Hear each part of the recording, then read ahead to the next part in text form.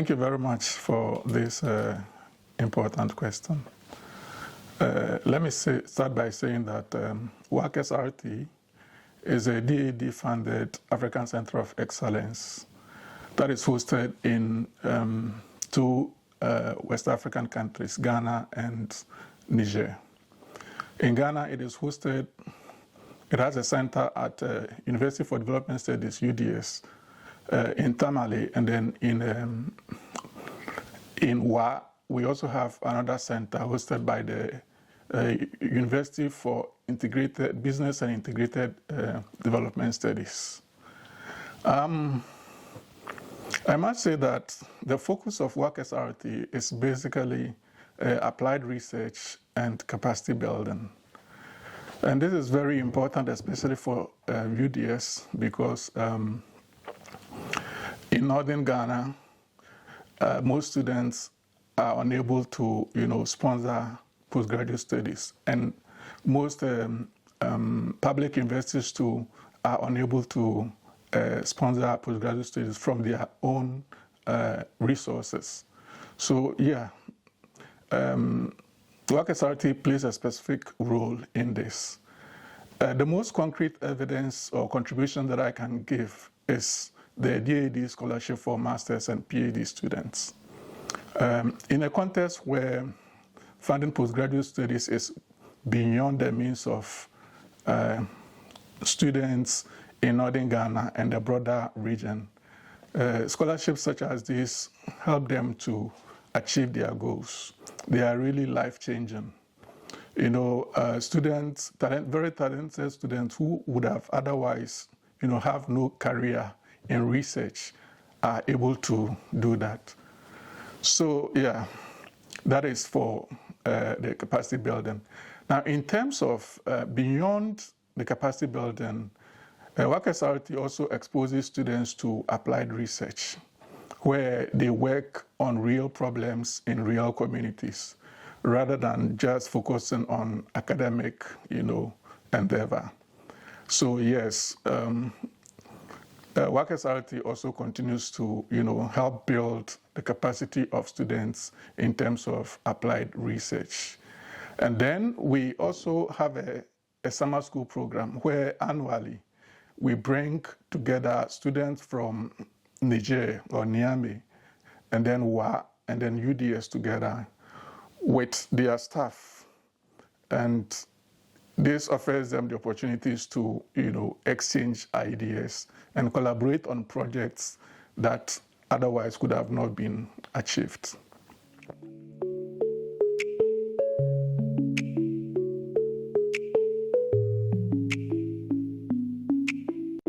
Yes, we have several successful examples, but I would want to focus on a more current one.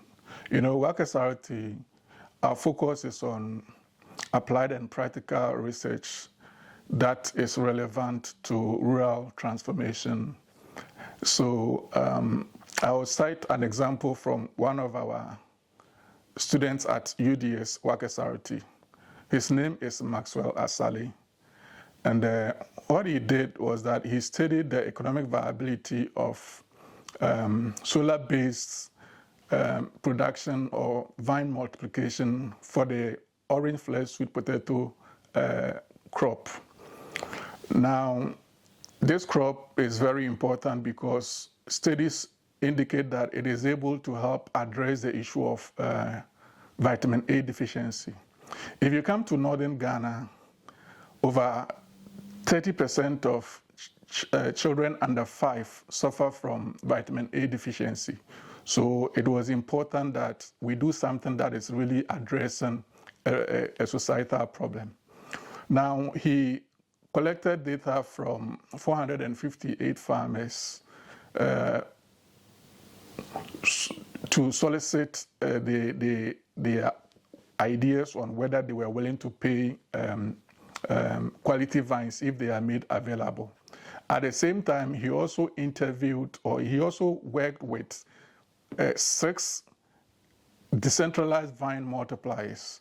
Now, these were working under the Growing project. Growing is generating revenue and opportunities for women in northern Ghana. It is a project that was,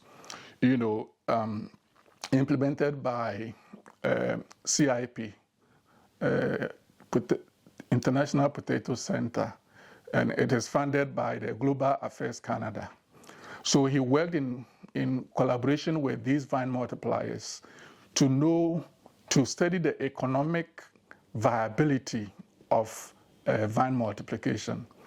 In the end, he found that it is economically viable to produce OFSP vines using solar-based irrigation methods. He tried 3 different methods, and all of them were economically viable. They have very good returns on investment and very reasonable payback periods.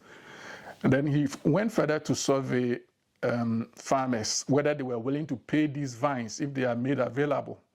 Because the main challenge to the wider adoption of the OFSP so that it could address the malnutrition, the vitamin A deficiency problem, is because when during cultivation or during planting time, vines are not available. So we wanted to find out if farmers would be willing to buy or purchase these vines that have been produced by the decentralized vine multipliers. And we were surprised to know that they were willing to pay more than even the production costs that the decentralized vine multipliers were incurring. So I think this is an example of a very practical and applied research that WAC-SRT normally tends to focus on.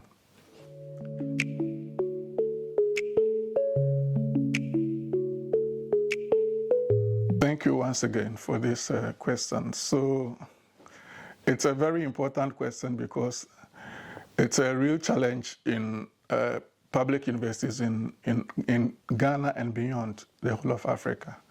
And the main challenge is funding. Funding is the foundation of everything. Government has a subvention, but that subvention is mainly catering for salaries and sometimes partially infrastructure. So that is where it largely ends. Beyond salaries and some kind of infrastructure, funding ceases. So we don't have dedicated or institutional budgets for research.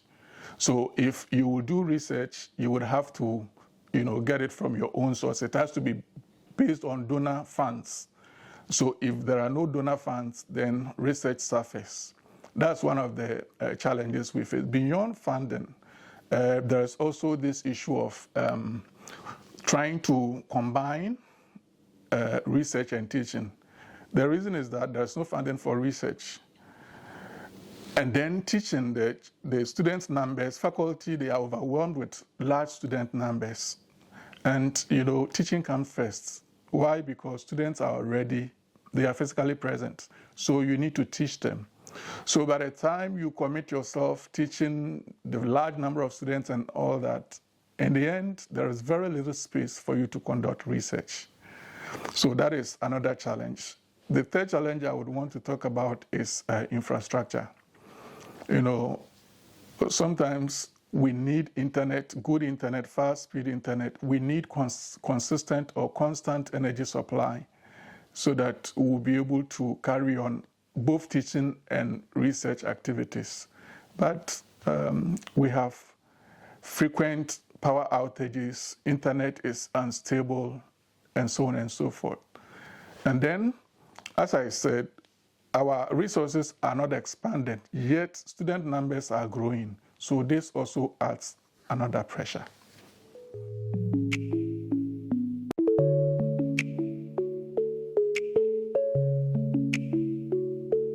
Yeah, so WAC-SRT is not insulated from these challenges because all our research operations are based on donor funding, and especially DAAD. And so the government subvention is not meant for research. So WAC-SRT doesn't receive any government subvention for research. And therefore, when funding from our donors cease, our research also is severely affected. Currently, DAD offers a research grant, which our master's and PhD students work on. And through that, we are able to get some publications. Now, if funding from donor agencies also cease, then it means that our research is severely constrained.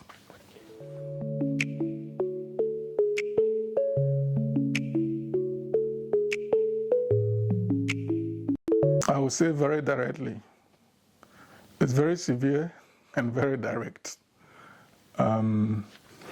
So, as I said, the government subvention doesn't sponsor research. And then, if you want to do research, it has to be either you gain your own funds through competitive bidding, or you try to collaborate with international partners, or you get some donor agencies to work with. If these are not available, it means your research is also affected. And so the current budget cuts, it's really constraining research in Africa, especially the withdrawal of USAID funding from many programs. You know, it has affected many programs in Africa. And faculty who were engaged in these programs, their research has been severely constrained. So yes, the global budget cuts, it's constraining research in Africa. And not only research, but also development work.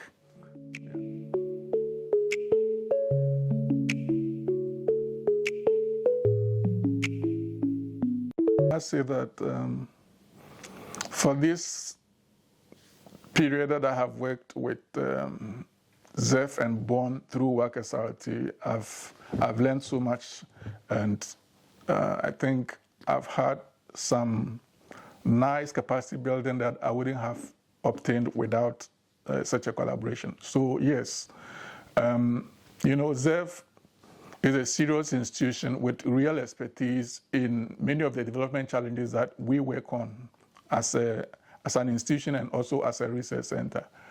So a deeper collaboration will help.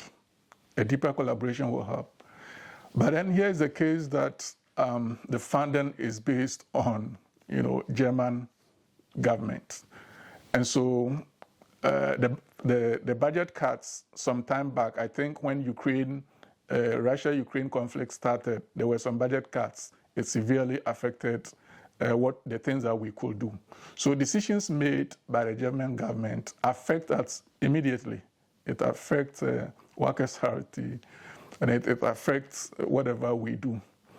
And so we are looking forward for deeper collaboration, but if we can develop something that will be kind of insulated from global budget cuts and German budget decisions, if we can have areas of collaboration which will be insulated from this, it will be very helpful. So looking at future collaboration, we can look at joint supervision of PhD students. That's an area we can really collaborate. And then joint staff exchanges in either way. Staff from ZEF and Bonn can go to UDS, staff from UDS and UDS can also come. Such exchanges can help us to exchange, can help us to learn from each other. And then finally, we can also, you know, collaborate on joint grant, you know, endeavor, where we work on research or grant proposals and then submit, and hopefully we get funding for it.